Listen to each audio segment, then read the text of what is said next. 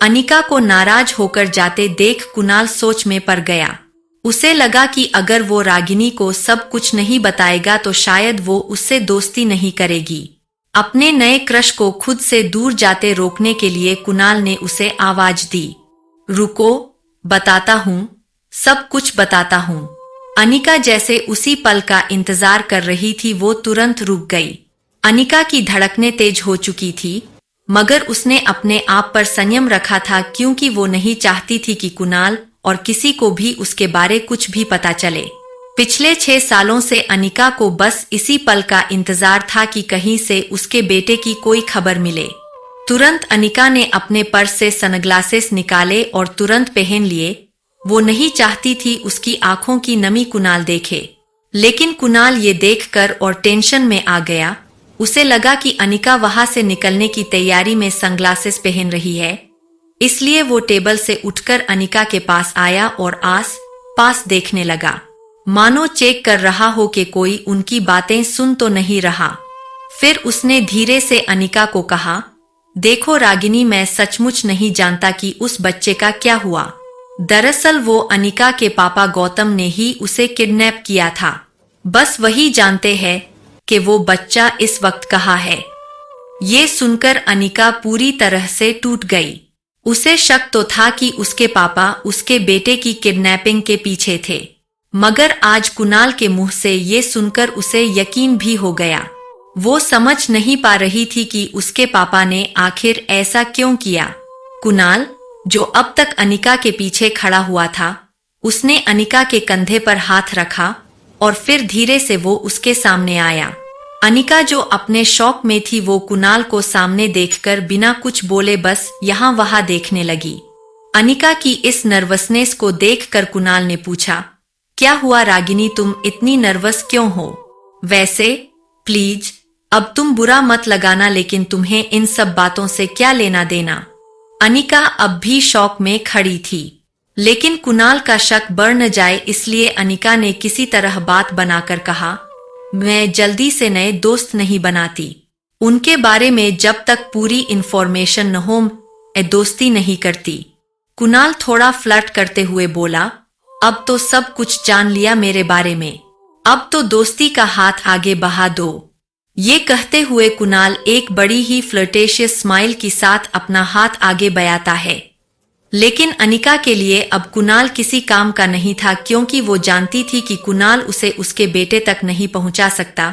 अनिका बिना हाथ मिलाए कुणाल से सिर्फ इतना कहती है, इतनी आसानी से नहीं, तुम्हें इंतजार करना होगा। इतना कहकर अनिका वहां से चली गई। कुणाल को रागिनी का बिहेवियर थोड़ा अजीब तो लग रहा था, लेकिन फिर उसने मन में सोचा, शहर की लड़की है, नखरे तो करेगी ही। दूसरी तरफ पैराडाइज होटल में रिया एक बहुत ही इंटरेस्टिंग गेम के बीच थी।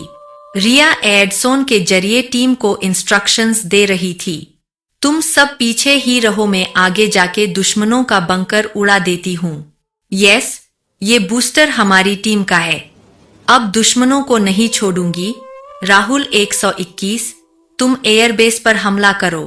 रेडी, तो blast enemy leader. 1, 2, 3. We won the game. हमेशा की तरह रिया की टीम जीत गई। गेमिंग की दुनिया में रिया स्वीट एंजेल के नाम से मशहूर थी। हालांकि उसने अपनी गेमिंग आईडी में कोई फोटो नहीं डाली थी। वो नहीं चाहती थी कि लोग उसकी उम्र देखकर उसे जज करें। कई लोगों को तो लगता था स्वीट एंजल कोई बहुत बड़ी इंजीनियर या कंप्यूटर जीनियस होगी।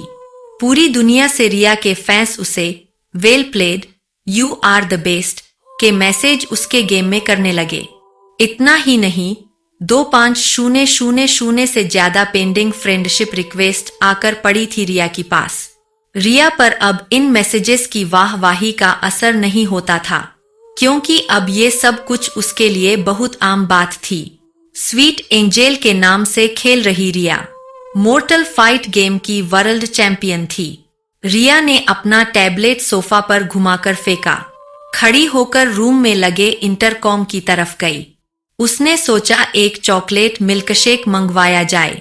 सोन उठाकर वो जब रूम सर्विस का नंबर डायल करने ही वाली थी, तब उसे अनिका की एक बात याद आई। अनिका ने बाहर जाते हुए उसे कहा था, रूम के सामने एक पागल और एक छोटा पागल रहता है। रिया वैसे तो बड़ी अच्छी बच्ची थी, मगर थी काफी शरारती। वो उन बच्चों में से थीं जिन्हें कोई बात करने से मना करो तो वो ये जानने के लिए बहुत उत्सुक होते हैं कि आखिर ऐसा क्या है कि बड़े उन्हें वो चीज करने से मना करते हैं। रिया ने एक बड़ी ही शैतानी मुस्कान के साथ दरवाजा खोला और अपने सामने वाले रूम का नंबर पढ़ लिया, 2401। रिया फिर से इंटरकॉम के पास गई और वही शैतानी मुस्कान के साथ नंबर डायल किया। तभी रोहित मारवा के कमरे में इंटरकॉम की घंटी बजने लगी। रूम में इस वक्त सिर्फ सनी और आर्यन ही मौजूद थे। सनी बालकनी में खड़ा अपने किसी दोस्त से फोन पे झगड़ रहा था। किसी गेम में उस दोस्त की वजह से टीम हार गई थी। सनी उस दोस्त को समझा रहा था कि वो ज्यादा से ज्यादा स्वीट एंजेल की गेम को फॉलो करे ताकि वो भी उससे कुछ सीख सके। रोहित को बिजी देखकर आर्यन ने खुद फोन उठाया। आर्यन अपनी मीठी, प्यारी और धीमी आवाज में बोला, हेलो। तभी सामने से रिया हंसते हंसते कहती है, बच्चे हो, मतलब छोटे पागल। ये कहकर रिया फिर हंसने लगी। आर्यन दिखने में हूबहू रिया जैसा था, लेकिन वो रिया से विपरीत था। आर्यन अपने होठ को दांतों से दबाकर कुछ सोचने लगा, फिर बोला, मैं पागल नहीं हूं। रिया की हंसी रुक गई। फिर आर्यन ने इनोसेंटली पूछा, क्या ये बात तुम्हें मेरी टीचर ने बताई? ये सुनकर रिया सोच रही थी, मोम ने सच ही कहा था। सामने सच में दो पागल रहते हो ऐसा उसे लगने लगा था। रिया को अब और ज्यादा शरारत सूझी। उसने आर्यन को छेड़ते हुए कहा, अच्छा तो तुम्हारी टीचर भी यह बात जानती है। आर्यन को अपने छोटे हाथों से फोन का रिसीवर पकड़ने में प्रॉब्लम हो रही थी। वो रिसीवर दूसरे हाथ में लेकर फोन के बगल वाली सीट पर बैठा और फिर उदास होकर उसने कहा, टीचर कहती है मुझे स्पेशल स्कूल जाना चाहिए। ये सुनकर रिया ने हंसना बंद कर दिया और ध्यान से सुनने लगी। आर्यन ने काफी वक्त से अपनी उम्र के किसी दोस्त से बात नहीं की थी।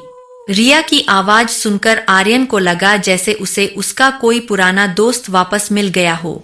उसने रिया से पूछा, क्या तुम स्कूल जाती हो? रिया को यह सवाल बहुत अजीब लगा, लेकिन फिर स्कूल पे नाम पर वो थोड़ा चिया कर बोली, ऑफ कोर्स मैं स्कूल जाती हूँ। हर बच्चा स्कूल जाता है, तुम नहीं जाते क्या? आर्यन मायूस होकर बोला, मैं स्कूल जाता था जब हम पूरी फैमिली के साथ रहते थे। फिर पापा मुझे यहाँ ले आए, ये होटल पप्पा की है।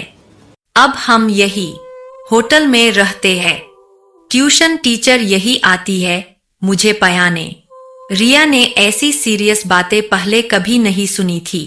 उसने थोड़ा शौक होते हुए आर्यन से पूछा, स्कूल नहीं जाते, होटल को घर बनाकर रहते हो? अच्छा तो तुम्हारा कोई फ्रेंड है यहाँ? आर्यन पीछे मुड़कर चेक करता है, कहीं सनी तो नहीं आया। सनी को बिजी देखकर आर्यन फिर धीमी आवाज में बोलने लगा, नहीं, यहाँ मेरे साथ पापा और चाचू रहते हैं। रिया को आर्यन की बातें अजीब लग रही थी, पर अब उसे आर्यन पर दया आ रही थी। रिया ने किसी मैच्योर एडल्ट की तरह गंभीर विचार किया और आर्यन के सामने एक ऑफर रची, अच्छा एक बात बताओ, मेरे दोस्त बनना चाहोगे? आर्यन, जिसकी लाइफ में सिर्फ दो चीजों की कमी थी, माँ और दोस्त की, और इसीलिए आर्यन ने तुरंत हाँ कर दी। उसकी आवाज में जैसे अचानक जोश आ गया हो। रिया ने भी खुश होकर अपने आप को इंट्रोड्यूस किया, आई एम रिया, तुम्हारा नाम क्या है? आर्यन बढ़ते कॉन्फिडेंस के साथ बोला, आई एम आर्यन, तुम कहाँ से बोल रही हो? रिया ने जवाब दिया, मैं तो सामने ही रहती हूँ। मैं और मेरी मॉम तुम्हारी होटल में गेस्ट है, तुम मुझे मिलना चाहोगे? ये सुनकर आर्यन ने बाहर बैठे सनी को देखा। उसे लगा कि सनी तो अपने ही प्रॉब्लम से परेशान है। तब उसने कुछ सोचकर एक हाथ फोन के माइक पर रखकर धीरे से पूछा, मगर कैसे? पापा मुझे रूम से अकेले निकलने नहीं देंगे।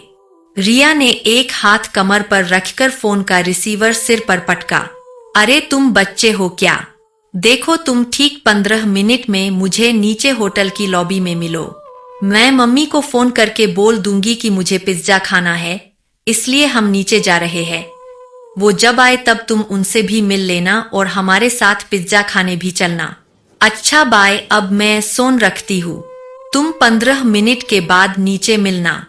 तभी आर्यन थोड़ा कंफ्यूजन में अपना सिर खुजाते हुए कहता है, मगर मैं तुम्हें पहचानूंगा कैसे? रिया इम्प्रेस होकर कहती है, वेरी गुड क्वेश्चन। एक काम करो, ब्लैक पैंट और ब्लैक टी शर्ट पहनकर आना। मैंने भी वो ही पहना होगा। हमारी ड्रेस से हम एक दूसरे को पहचान लेंगे।